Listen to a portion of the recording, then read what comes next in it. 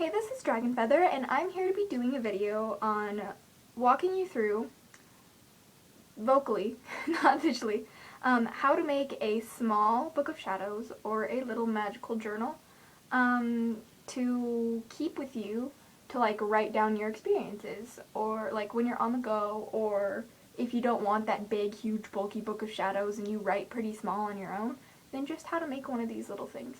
I made this completely myself. It's not finished yet, but I have a ribbon on it to wrap it up to keep it closed, because it doesn't close on its own. Excuse me, and as you can tell, I haven't put the binding on it yet because I'm not done, excuse me, with putting pages into it. Now, on some of these, I actually have put stuff in it. Like, let me find a page. Like, I actually wrote in this. I made the font for it. This was a really long time ago. So, I'm going to take out all of these pages because I would like to start over, and it's a really nice book, so, yeah, and it smells good too because of the tea that I used. So, first of all, is you're going to need to find some fabric, and this isn't fabric, this is actually like foam paper. It's like felt, it's not felt, but it's like foamy, and the reason why I did this is because it's waterproof, to where when water hits it, it rolls right off of it, and to where it won't damage it unless the water decides to hit here and is a troll. So, you're going to need that. You're going to need some thread and a needle. You're going to need some paper that has been cut in half. Would that be hot dog wise, taco wise? And you're going to need some tea to dye that paper with, a blow dryer if you want it, and a ribbon if you want. I guess that's optional too. So how you're going to do this is first you're going to pretend that there's no pages in here. Hold on. So you're going to take this part, like here's your cover, okay? And you're going to take it, and when you get your pages, you're going to take how many you desire to make like a little, see how this is right here, and then on this page you can see they're black through it. I folded 4 sheets. Yeah, 4 sheets that are of half-size paper. Now this is just a regular piece of paper that has been cut in half. And I licked to cut it. You can actually cut it on your own if you would like to, but it's up to you. So as you can tell, it's just a half sheet of paper. Let me actually show you. See, just a half sheet of paper. It's just been cut in half. And you're going to use 4 of these that have already been dyed and dried. Hee hee, that sounds funny. And you're going to fold them up like this. You're going to fold them up, and in the middle of the one that, you know, that's just the paper, you're going to fold it, and you're going to find the place that you want to put it, and you're going to align it very carefully, like so, and you're going to hold it there as best as you can, and you are literally just going to stitch this paper into the book. Now, very simple, very easy. People are like, but I'm not good at sewing. You really don't have to be good at sewing either. Trust me, that is a mess. I'm not good at sewing either, my friends. So, it's really bad. And then when you get the desired amount of pages, I actually still have a lot of book left. I was going to make it until this entire thing went to here, so it's going to be a big book of shadows.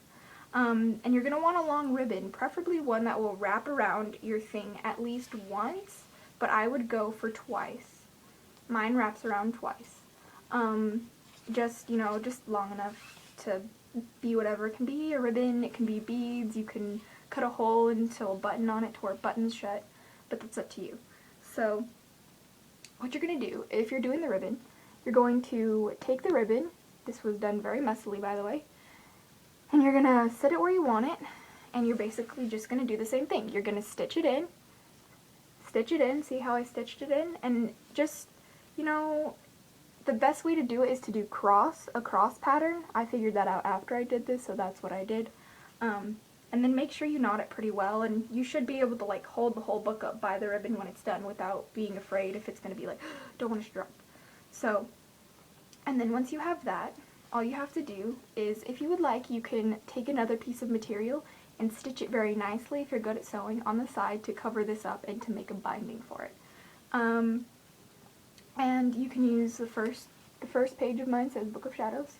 But yeah, that's pretty much all there is to it, and you can repeat the process however many times you would like to get however many pages you want. Now you can do this, you don't have to do it this size. You can actually take a piece of paper like this and you can fold it like this and make a Book of Shadows that big if you would like. If you have paper for it. I mean a cover for it and ribbon or whatever, enough thread. But if you don't have a sewing kit, you can literally go to the 99-cent store and get one for about $1. So, and they don't have to be pretty threads if you're just going to cover it up. I mean, you could use black thread, you could use a certain color thread for meaning anything. You can, you know, cast a spell on it while you're stitching it. You can pretty much go all the way with this.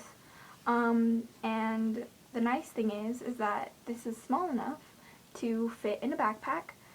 This is small enough to fit in most sized purses, and this is also small enough to carry around in like a briefcase or something like that. But you can also make it smaller. You can take the piece of paper that I have here, and as you can see, this is just half of it, like half of a book page.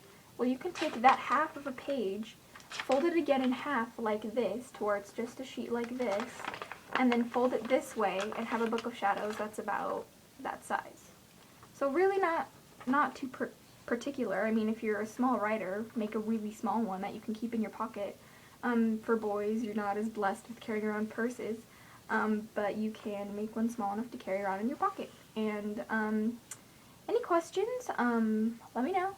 If you guys want me to do an actual video on how I do this, just leave a comment below and ask me to do it, and I'll hopefully get to it tomorrow.